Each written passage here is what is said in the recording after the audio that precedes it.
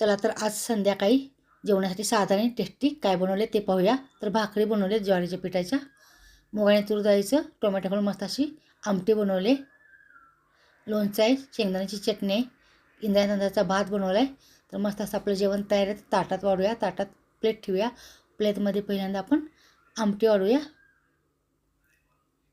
तर मस्त आमटी लागते भाकरीवर भातावर खायला. मुगाने तूर डाळीची टोमॅटो घालून केलेली. कडाला भात वाढूया.